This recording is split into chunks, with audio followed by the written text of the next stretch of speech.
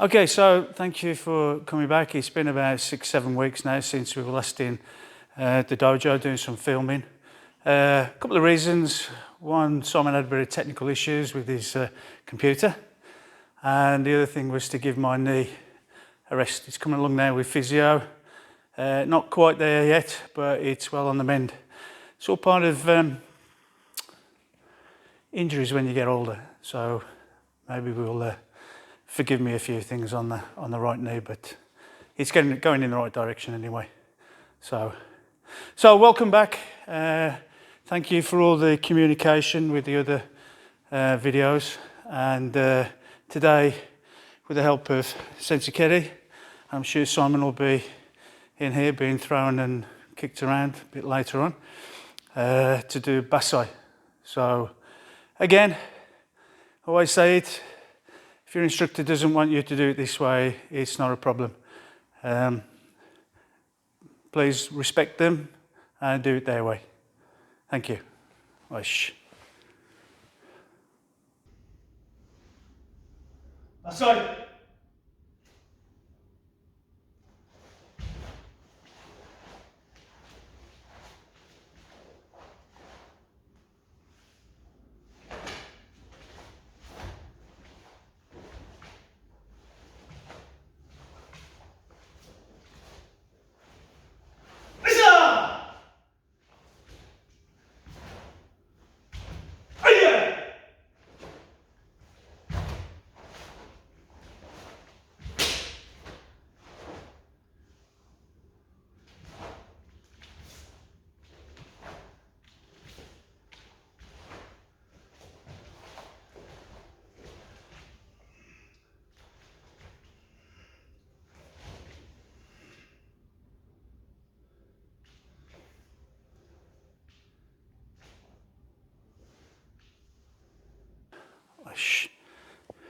Okay, so Bassai. I'm sure Sensei Kerry will elaborate at the end of the video.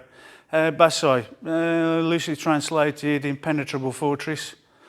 So, a fortress or a castle, the invaders always try and attack different sides of the castle to find their weakest wall or their weakest defense. Yeah, so that's where they'll make their main attack. So it doesn't take too much of a brain thoughts to Bassai, because you're changing directions all the time, yeah, for the different attacks from different angles. So I assume that's where the name was evolved from, because you're switching directions quickly, which is good for your balance, good to try and perfect your posture, and quick changes in direction. So yeah, see if you can spot those, especially at the beginning of the kata. Yeah. Just a little comment. We do have a lot of viewers, so it would help if you subscribe. It doesn't cost you any money. I think 70% of our viewers that have not subscribed. So if you could do that, it's just a tick, subscribe. Then that would be really helpful. So again, thank you very much for viewing this channel. Okay, so it's not the usual type of yoi when you start the kata, especially the hands, or the fist and the hand. So you bring this regional course into this regional course. Okay, the way it was explained to me was, this is the sun, this is the good emperor. This one would have been like so, like a moon. The bad emperor, and the bad emperor is not really good to live under, so it's clouding the sun. So this would have been like a symbol, especially in China, and you see this when some of the Chinese, the Kung Fu styles start. You can see where it's originated from. It's a Chinese kata. Okay, so the first part that I'd like to talk about and give some ways to practice is right at the beginning. So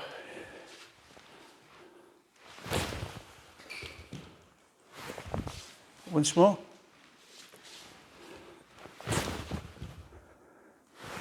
We do it from the other side.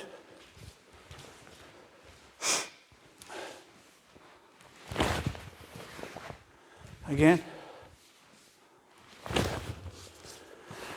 Wish. And really, this is almost like a gumitagata, irimi and kazushi.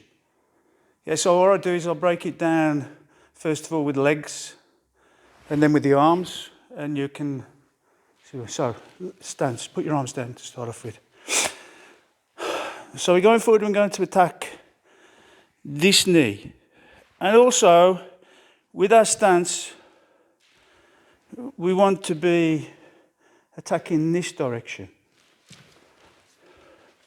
So if I do it without my hands, first of all, you move in, and then you do a slight nagash. We do a back foot. So once more, I go in to get their kazushi, to take them. If you do it from the other side. So I'm going straight forward, and the back foot gives me the nagash. So I'm going in and turn. But I want to keep pressure on the front attack. So I don't want to be doing gaiwanuk. I want to be coming up and go rub, suri, in. And I want to be taking it down the center line. And this hand's acting as support, sasai. So if I just do the arms without the legs, here. So I'm taking it straight towards the center line.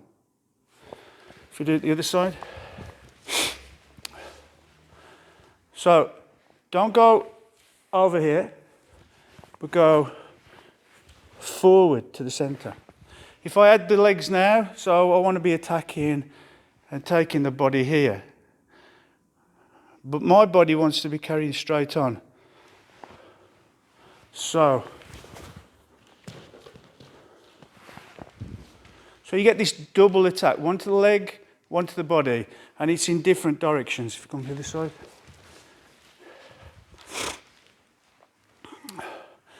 Going forward with my body, my hip, and my back foot. The thing, when I drop my weight, I'm coming from here and I want to be dropping my weight down into the attack and drop. So the part that's hidden really is the MP. So if I do it again and you look out for the MP, just as I hit the button.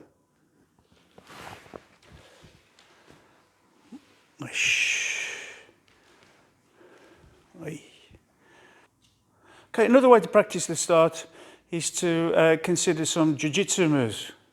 That'll tell you whether your wrist and your hands are in the right place and whether you're going in the right direction. So, if you get your opponent just to grab as tight as they want, first of all, like in everything, you need to try and take them off balance slightly. So just a little movement to the side. Some styles really make a big movement. In Wado Ryu, just enough to take them off. Just take them off and in. Okay, so I'll just use this hand to start off with. Grab if you want. Doesn't matter whether it's two or one. But here, off, up, forward. Now both. Off, round, both. If we do it from the other side. I'll try and do it slowly. So here, round, forward.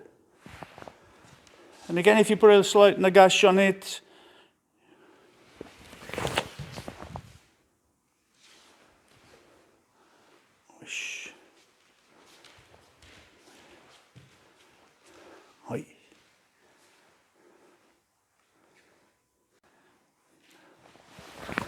Okay, so we're going to do Gai one, cover, Nai one.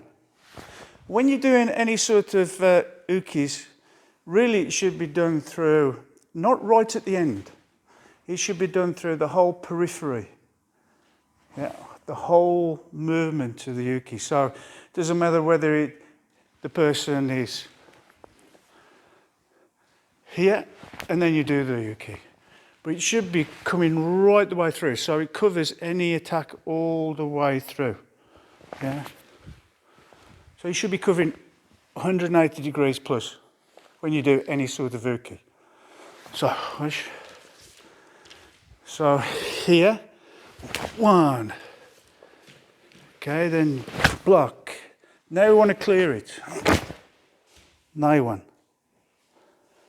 And then sotobuki again, or Gai one uki. Should we do it again from the other side?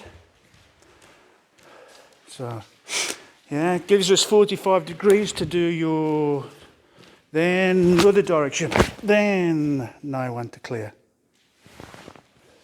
So it gives you practice to do your ukis at different angles. That could be from here, punching. Then the other person attacks. But you should be trying to do your uki from any sort of angle. So don't strictly stop at the rear. Now that's where we're finishing, but you haven't got eyes in the back of your head. Yeah, but do your ukis, practice ukis at different angles all the way through. So we're going to be practicing with a partner. 1, 2, 3.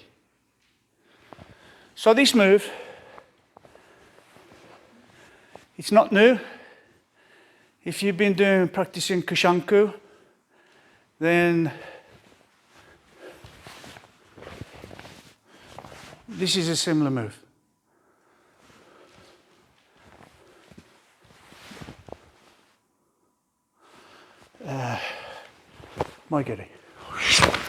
And you would lift.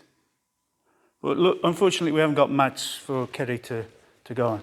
So once more, when you move, hook and lift up for kushanku. So cover, cover, cover. Once more. So cover, cover the racket, cover. Then move away. Make sure you're not there. Move away. Once more. So cover, cover your racket, cover. Move away. Out of, he wants to hit me. Out of his punching distance.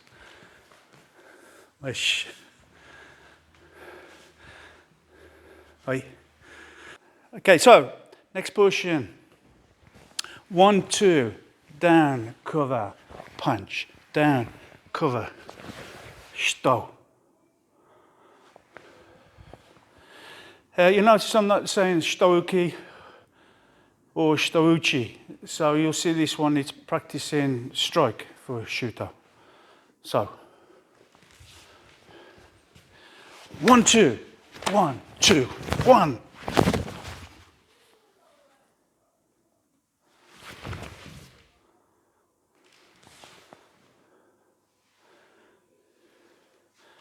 Okay, so just to go through, punch. 1.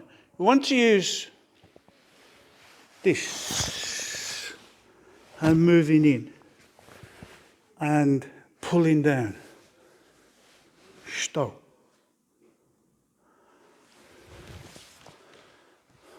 So 1. This switching direction and changing angles. 1.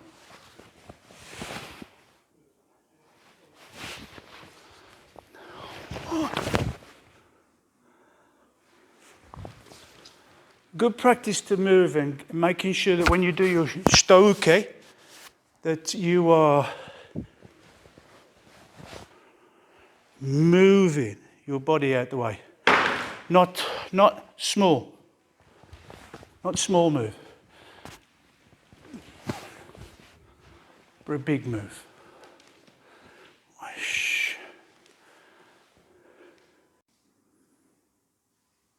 So we want to be practicing. We've just done cover and we've gone in 1, 2 and the third shuto. So 1, 1, 2, 3. Then we come back,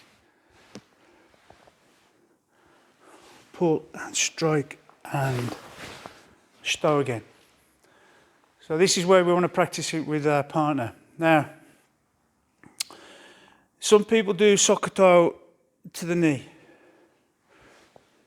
In fact, if you see Otsuka the first, he does down to the knee, or shin. More likely the shin and down. Yeah, Otsuka the second, yeah, goes in here. Chudan or down into the groin. So that's the one that we'll be practicing. This one into the hip has quite a devastating effect on your opponent. So we'll just go through it now.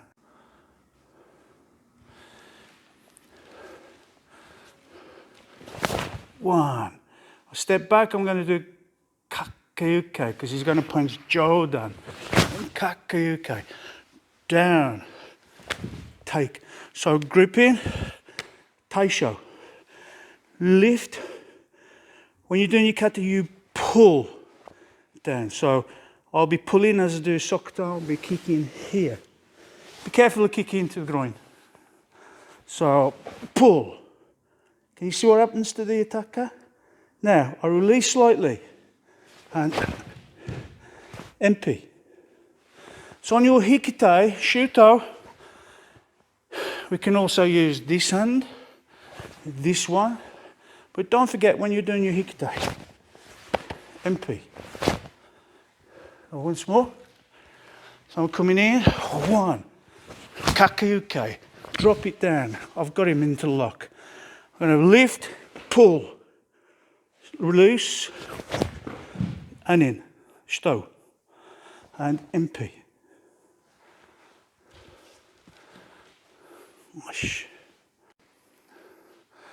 So I'll be coming through 1, 2 shutos. So with the partner, be coming through, stow, they grab. I want you to pull back to bring them off balance slightly. When you're doing that, bring your hands in. So you can't do it slowly, you must do it sharp and explode. So close together, carry on up and up. I'll drop down to the kidneys, down. Not push forward because he's close anyway, but just drop to do the punch. So once more, down, grab, up, down, and punch. Stop there. Then we want to get him away.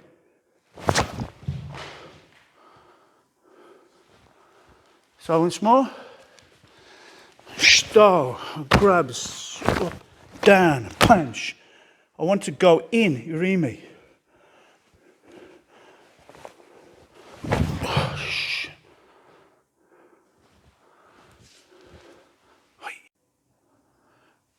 So with your partner, we'll be practicing 1, 2.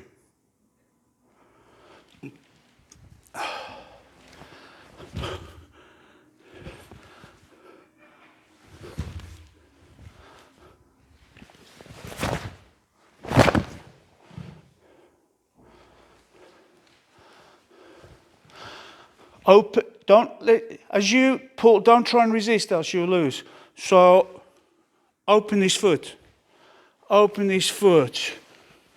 break, coming up. If you still got this hand, you can clear it. But really, I want to use my MP again. 1, 2.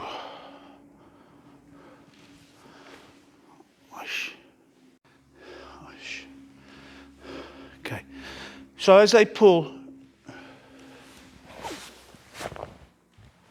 yeah, as they pull. This is not something new. You did this on Pinanidan. Just move back a little bit.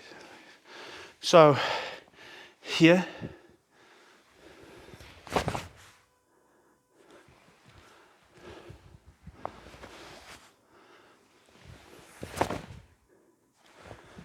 So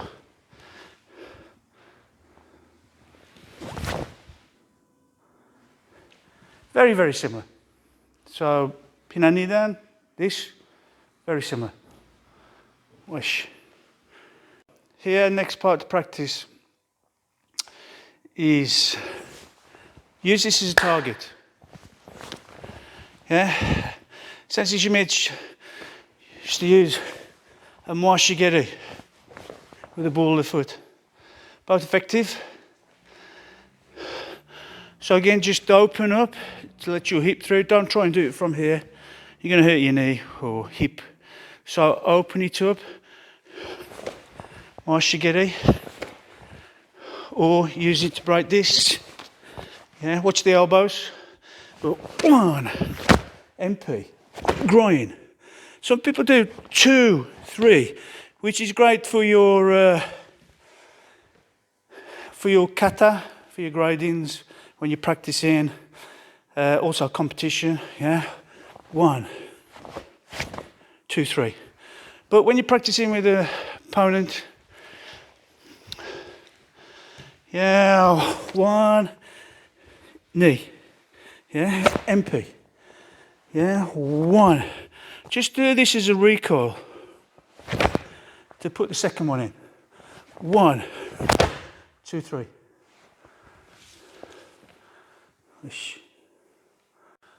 Okay, so the next part. 1, 2, 3. Doesn't take too much of an imagination to think of a shield and a knife or sword. Yeah, cover, in, cover, over the top. So here, yeah. So in and to the jaw. Come back, cover to the jaw. Cover to the jaw.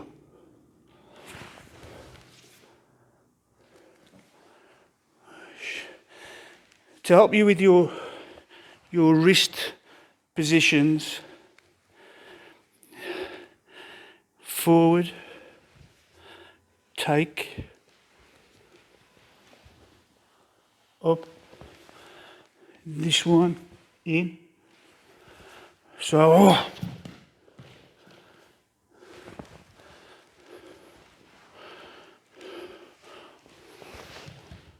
you can see he's lost the grip. This one I'm going in for the punch. Keep grabbing.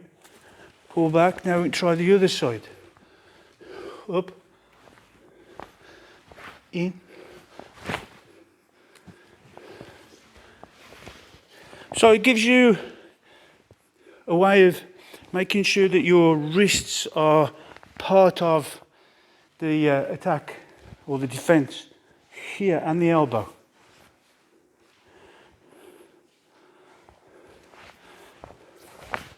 Seishan.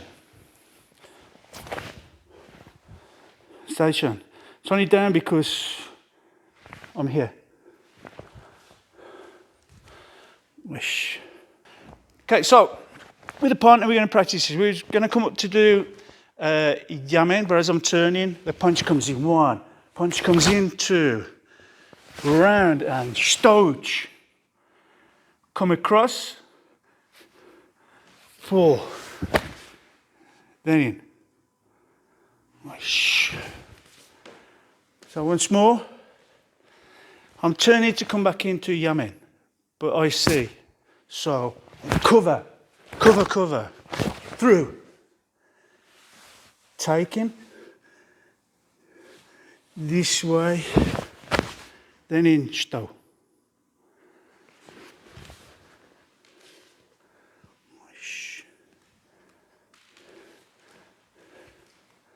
Hi. The history, like most of these katas, goes back to China. And it seems it's a lost kata now in China. Choki Motobu said the three most practiced katas in Okinawa were Naihanchi, Kushanku and Basai, but Basai is now extinct in China. These are Motobu's own words. It seems our old friend Matsumura was involved. It's not saying that Matsumura brought it to Okinawa, but he certainly helped to spread it in Okinawa. And it was Matsumura who taught Itosu. Itosu who eventually created the Pinan katas. Versions of Basai, I gave up counting when I got to 23. I'm sure there are more, but 23 was enough. And there is a Matsumura no Basai, and there is a Motobu no Basai. So these two legendary figures in karate history both have a version of Basai that people perform with their own name. Funakoshi, his interpretation, as Sensei mentioned, was like the storming of the castle or the impenetrable fortress, and attacking from multiple angles to keep the defenders busy until you can find the spot you want to attack. But the Chinese names are a little bit more towards Kung Fu. In the southern regions of China, it's called Pat Sai, and that interprets as lion dance. There's a traditional that you see in the New Year's festivals where the long chain of people, and the kata is said to resemble elements of the lion dance. In another province, it's called Basi, which translates as leopard lion, because it's said to contain leopard-style Kung Fu and lion-style Kung Fu, elements of both. But as Motobu says, this is now lost in China. It's not practiced at all. There's no remnants of it or anything that looks vaguely like it. So again, an interesting kata and a piece of history that hopefully has been preserved. And maybe one of the 23 versions is the one closest to the original Chinese. Who knows? Welcome to this section of the kata. This time we're looking at Basai. As usual, we'll have a look at the history of the kata, go through where it came from, and some interpretations of its name and origins. We'll look a little bit deeper into deciphering katas. So as part of the key points for this kata is we've looked previously about turns, but there is other elements within this kata that we can use to decipher and get a little bit more meaning from it. The second key point is transferable skills. So skills you've learnt in one kata, you now bring into this. So you're not reinventing the wheel every time. And once you start putting the dots together, it can improve your training because you've got this arsenal of ideas that you can call on. The third one I want to call pretty versus practical. Performing your kata as if you were in a competition is the pretty, then adapting that so it becomes practical. So if you're using this for real, you get the most out of your training. So we will do the key points slightly out of sync. I think it makes more sense if we look at the transferable skills first. It was something Sensei mentioned during the Seishan kata about the move to the side, and the kata itself generally just moves behind the block. But Sensei added this mio today, the two-handed block. So if you've learnt this previously in your pinans, so maybe in Pinan Sandan, then you would transfer that to Pinan Godan. So by the time you got to Seishan, that would be a well-embedded technique of this double-handed block. And that's going to feature a lot when we talk about the deciphering of this kata. So this Mio today, this double-handed block, it changes things a lot if you really get to grips with it. And the other transferable skill was, again, Sensei did in Naihanchi and Koshanku, with finding out the cone of your peripheral vision. That's too big. I can't see Simon. But if I come back slightly, I can now see him. So we're establishing the cone of vision. And this again in the deciphering of the kata, at the beginning, that's going to play quite a big part in that. So back to key point number 1, deciphering the kata and using transferable skills. Imagine we've got 2 opponents. We've got one here, one here. The last thing I want to do in a real situation is have them outside of my cone of vision. I could barely see Simon. If there was another attacker there, I could barely see him. I certainly don't want to, what the kata almost implies, is I have one in front of me and one behind me where I can't see at all. So going back to Koshanku and Naihanchi, if I've got 2 attackers, I want them within that cone of vision. So whichever one is likely to become the most dangerous, then I can take the view, that's the one to deal with. So if Simon now does the attack, he's now being the threat, he's coming in, I can move in and get rid of him, and this gives me chance to take on the other guy. All I've done is buy myself some time. I know he's going to come back, but I've just cleared him out the way enough to buy some time to deal with the second threat. But if we do it how the kata implies and we're doing it this way, this guy's got free rein. So keeping them in, buy myself some time because the threat is now coming in this direction. So we've dealt with this, we've bought ourselves some time. The transferable skill of Mio today. So as I turn, I'm using this as the block. This now can be a strike. Knuckles across the nose or the little dimple, the jinchu, vital point. To turn the head, so what isn't the second block is now a tetsui into the neck under the jaw.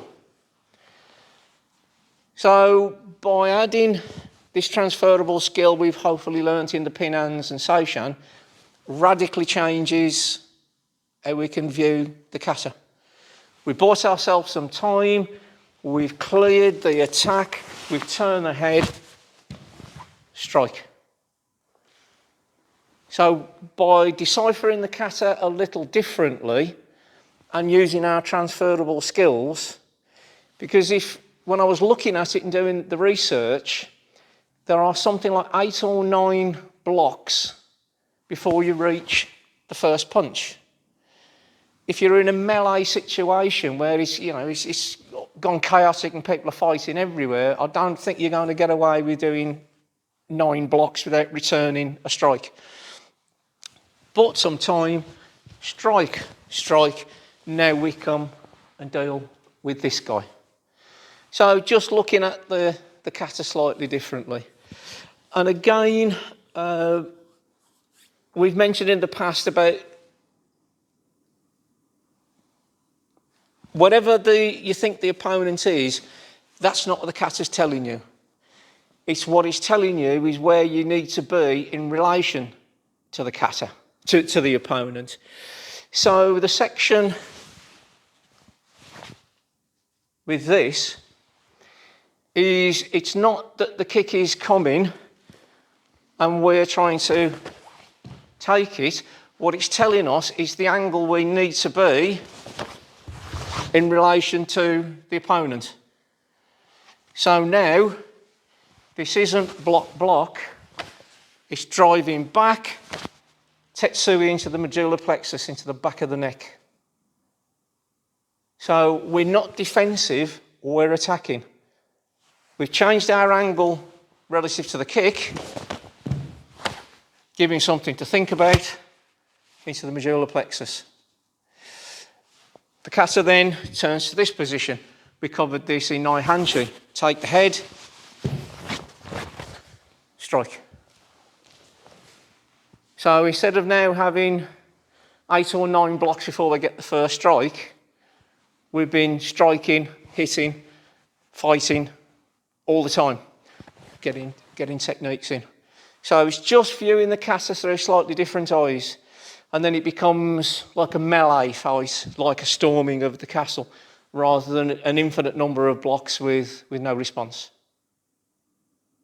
Key point number 3, which I refer to as pretty versus practical.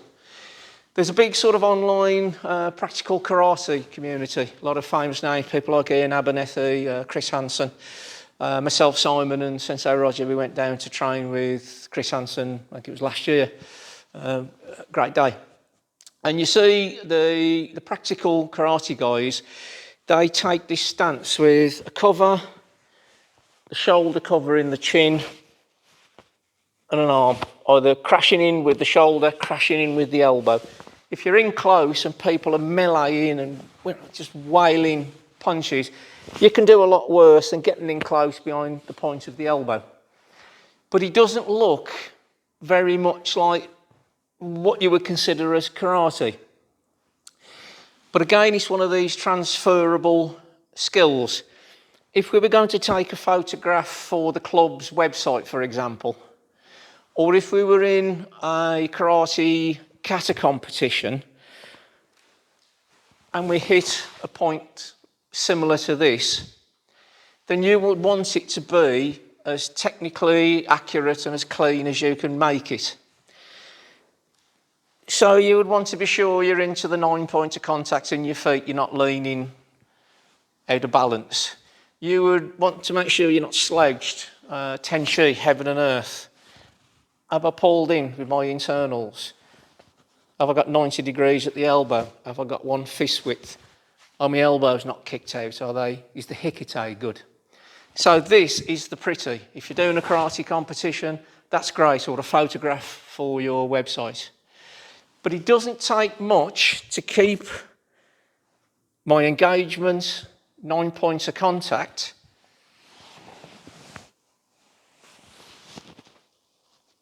so I've gone from pretty to practical, but everything else has remained the same. So the skills I learned to achieve this, I've now transferred to this. And this is going to be a lot more use to you in a melee fight than this. And you can unpack it even further from here. I've got no hanchi. So again, something you've learnt in one kata, you can adapt very slightly, make it into something that's more useful in a real world combat situation than standing there nice and pretty. The fourth one is timing. There's some elements within the movements of this kata that you might want to have a look at the timing to get the best out of the techniques. So we'll do a little explanation on that. The fifth one is the subject of Kyojitsu, which we've not covered before, but I think this is probably a good time in the series where we look at Kyojitsu and the interpretations around that. And the final one is a little bit sort of esoteric, and it's vital points.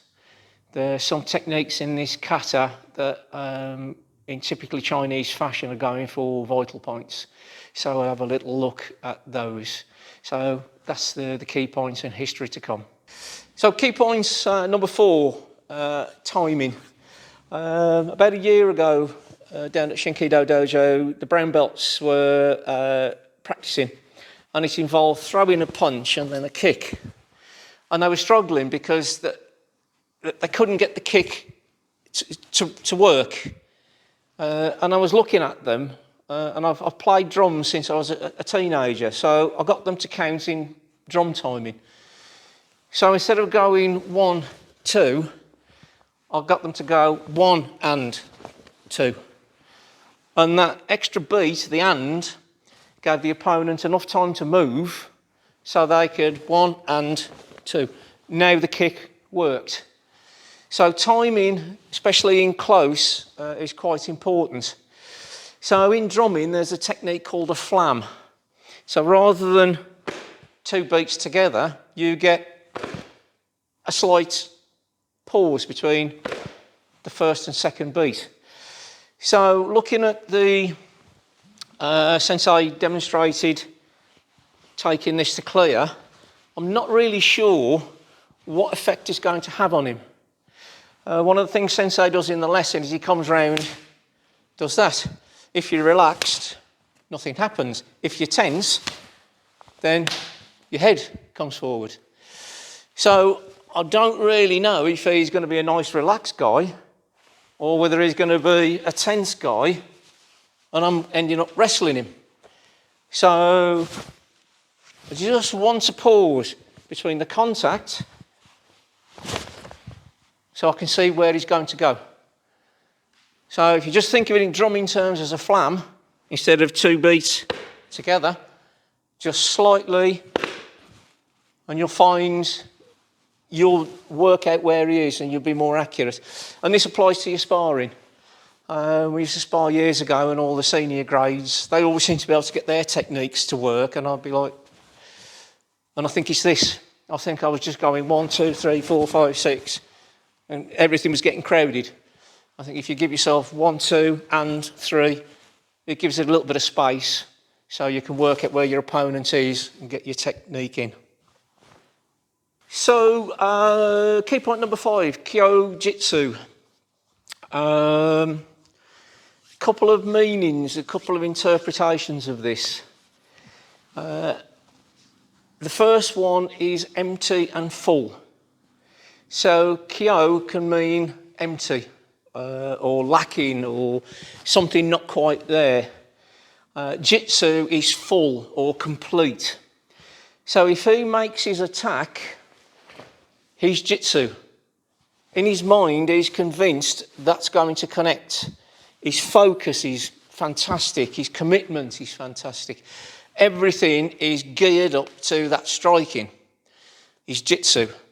But if we slip the punch, for a split second, he becomes Kyo.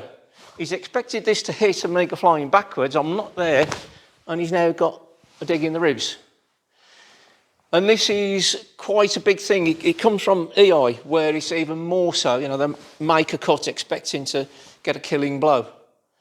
But it's an important part of training, is their commitment to the technique can be their weakness. Because once you take that away, once you've removed it, they become Kyo.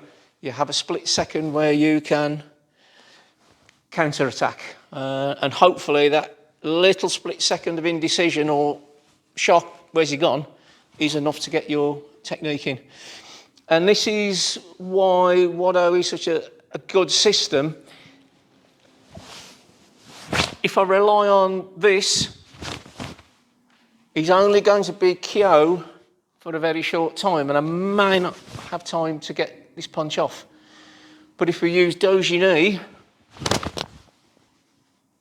he hasn't got the time to recover back to jitsu from Kyo because we've already hit him. So Kyo-jitsu.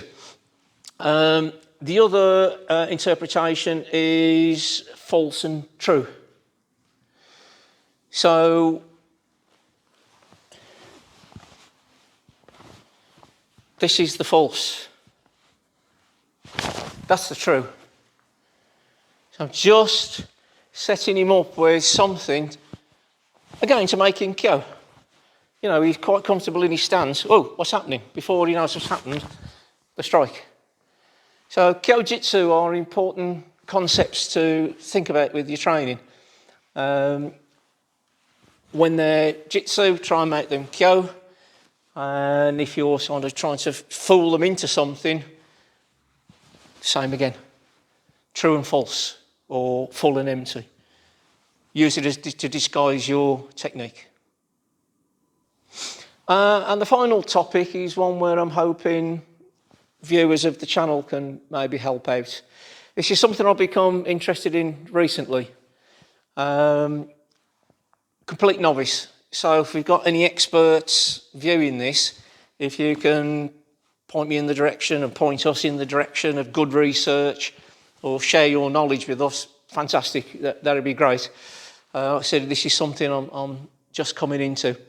And what sort of sparked my interest with this kata is the Marotazuki or the Yamazuki, mountain punch or double-fisted punch. Depending on the stance you use, tends to dictate where your hands end up. If you tend to use an Otokomi stance, your hands will be on top of each other. But the Okinawans, when they use Yoko Seishan, it's difficult to get your hands, so they tend to punch slightly side by side with each other. So that then creates different targets within the body. A little bit earlier, we mentioned the Jinshu, the little bit under the nose.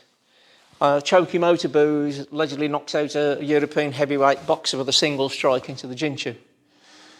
Sensei Shimizu used to talk, this is dangerous and a vital point.